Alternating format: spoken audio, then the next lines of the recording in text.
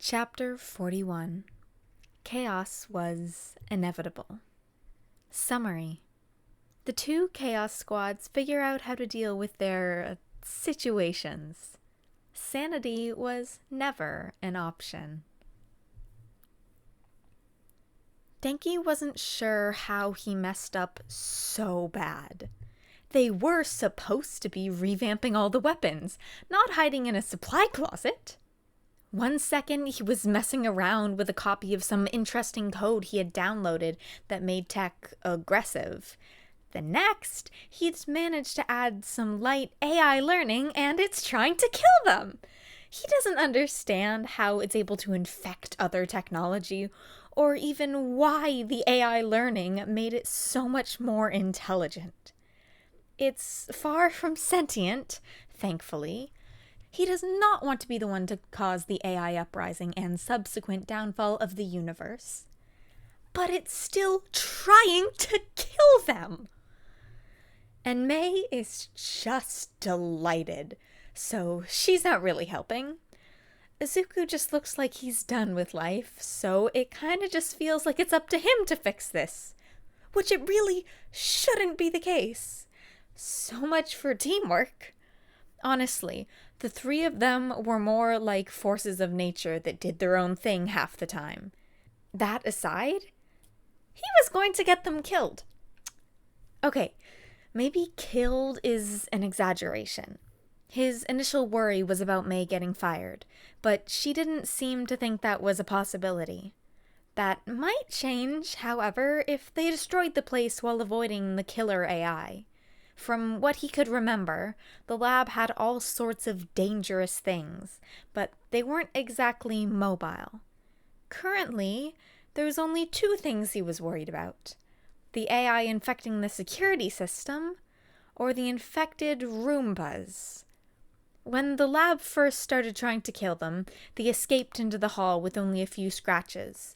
Izuku was panicking about what the hell was going on, but seemed to lose his alarm, as well as a few years off his lifespan, when Denki mentioned his program. Then they came, from around the corner, Stabby the Space Roomba and his son, Stabby Jr., puttering towards them. Stabby has a large kitchen knife attached to his top, while Jr. has many smaller knives attached 360 degrees around him. Why do they have Roombas? The meme, obviously. Despite almost having his tendies severed multiple times in the past, he still loves the robots. But now, he could feel their killer intent. And the rest of the pack was sure to be close behind. Gunny, Tazy, Grabby, Lasery, Googly-Eye, Swordy, Flappy, Trebuchet, Chainsaw-y. Gods forbid, Bernie. He had no desire to be near the flamethrower Roomba before it got infected. So they fled through the halls and ended up hiding in a supply closet. "So what do we do?" Denki whispered. Mei smiled maniacally at him. "It's your code. What do you think we should do?" "I don't know. I was just working on my laptop testing the code when it jumped to the surrounding room. It must have somehow slipped into the building's router and infected everything from there." "Good," Mei pushed. "So, what do we do to fix it?" Denki held his head in his hands. He didn't know. He was nowhere near smart enough to solve this, but somehow this is on him. "Okay, Denki, think. The virus originated from my laptop, but it's using the router to spread. If I'm able to get my laptop and disconnect it from the Wi-Fi, I should be able to make a computer program using the malicious code. Then all we need to do is plug the new code into the hive mind, the router, and it should be neutralized." Izuku smiled at him while Mei cheered. "Sounds like a plan!" Just then, Denki heard the unmistakable sound of approaching Roombas. The obnoxious whirring filled him with dread. Before long, a soft thud sounded from the other side of the door. They had found them, and the three of them were cornered. How were they going to get out of this? The sound of a metal grate hitting the floor echoed from behind him. He turned to see Mei disappearing into a previously unnoticed vent, and Izuku follow closely behind. This must be what Power Loader meant when he overheard him muttering about vent gremlins that one time. Denki didn't have time to think about that, however, when the unmistakable sound of lasery cutting through the solid metal door filled the small room. So he quickly followed his two insane friends into the vents. Katsuki is pissed. He hadn't wanted to do this in the first place, but he especially didn't want the other two going into town alone. And he'd admit it. Mina had a point. When they looked inside the metal shoebox, it had been barren and cold. Much too similar to the trafficking ship for his liking, so it made sense to furnish it. It was logical, as the hobo would say. What was less logical was what must have been going through this spider bitch's head when she decided he'd make a lovely hostage.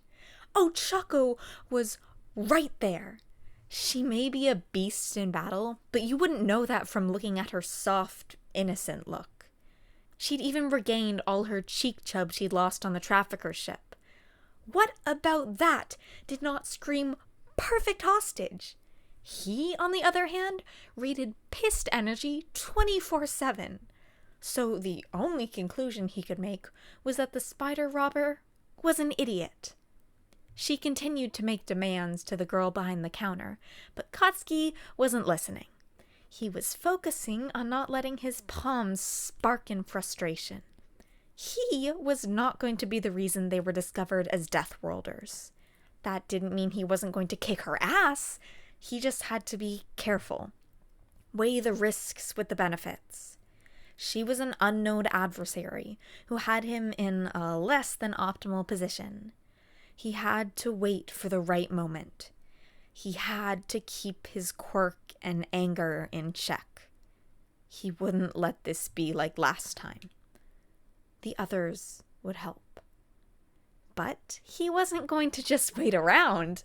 No, he was going to show this dumbass why you do not take Bakugo Katsuki hostage. Mina was surprised that the spider alien was still in a state of unexplosion. When Katsuki had been grabbed, she'd been sure they would have a lot of explaining to do when the explosion started. He looked furious, but he just stood there, held captive against the woman's body, claw pressed to his throat. Mina could tell he was fuming, but he didn't explode. Red eyes made contact with hers, a silent message conveyed. Do something about this before I make this bitch regret being born. Well, suddenly she felt under a lot of pressure. Katsuki had always been the take charge type. She was used to just following his orders in situations like this. She didn't know what she was supposed to do, but, she'd figure it out. Hey, spider bitch! Katsuki suddenly shouted, an evil glint in his eyes. Are you stupid or are you just an idiot? Oh no. What did you say to me, brat? The woman hissed, halfway between surprised, outraged, and confused. You heard me, you stick-figure-looking ass. I know you're weak because you felt the need to take a hostage, but you must be an idiot if you thought I'd make a better hostage than any of the extras here. Oh, so this is how it's gonna go.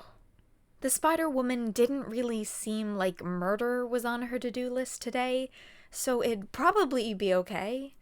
But antagonizing someone who had you hostage was never a good idea for self-preservation. Izuku must have been rubbing off on him, just like with the villain magnetism. It did make for a good distraction, though. With that in mind, Mina tore herself away from the very entertaining roasting to focus on what to do. Kotsky and the robber were stationed by the front desk, next to the cashier. The elderly couple was a safe distance away, while Ochako and her were tucked behind some shelves, providing partial cover. She could throw something at the spider, but the woman was fast enough that she grabbed Kotsky in the blink of an eye. Though she had the feeling that wouldn't matter if she threw something hard enough. The robber was very reminiscent of spiders back on Earth, so Mina was willing to bet that they were structured similarly, meaning a delicate exoskeleton, not very resistant to blunt force trauma. They wouldn't even need their quirks, just something heavy and a good throwing arm. And a clear shot at the robber. While Kotsky's shouting match was pretty good, she needed something that would shift the attention off of the blonde. The vents were surprisingly spacious. Denki wasn't sure if that was because, like most things here, it was built larger because most sentients were larger, or if Mei had modified them to her liking. Each was equally likely, but he shouldn't be thinking about that right now. He should be thinking about how he was going to retrieve his laptop, Mission Impossible style. The labs were the most dangerous rooms in the building right now, so they had to be careful. Mei casually pulled a length of rope from out of a panel in the vent wall. Points towards them being custom built for her. And Izuku tied it around him in a makeshift harness. From their vantage point, they found his laptop was almost directly below one of the grates. So their plan was to lower in, grab the laptop, get pulled out before he got killed. Piece of cake! Once Mei removed the grate, it was go time.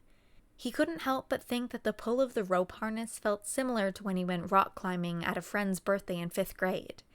That party had ended up with him crying his eyes out and a sprained ankle, and a new fear of heights, which did not bode well for him right now. But it was too late to turn back. He was being slowly lowered towards his goal by the steady arms of Izuku, who was softly humming the Mission Impossible theme? Denki scanned the room as he descended the high ceiling. Nothing seemed out of place. The previously writhing machines were still, and there wasn't a Roomba in sight. It felt like an eternity, but within a few seconds he reached the laptop and scooped it up. Then he heard the whir of a Roomba. In an instant, his whole body froze with terror. Slowly, he turned his head to see Googly Eye. He let out a silent sigh of relief. Contrary to the googly eyes attached to the Roomba in question, Googly Eye was the only Roomba that couldn't see.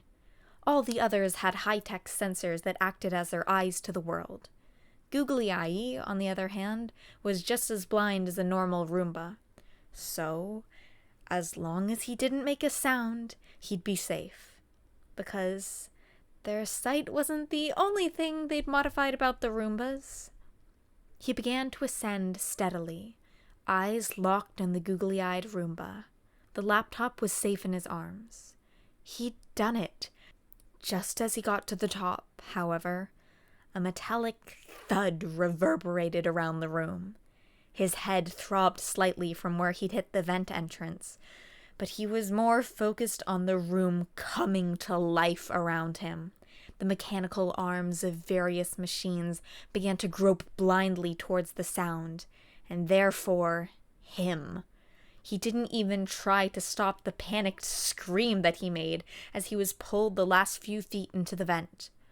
The three of them quickly scrambled away from the melting. Damn Mei and her obsession with flamethrowers. Vent. Laptop now in tow. One step down, one left to go.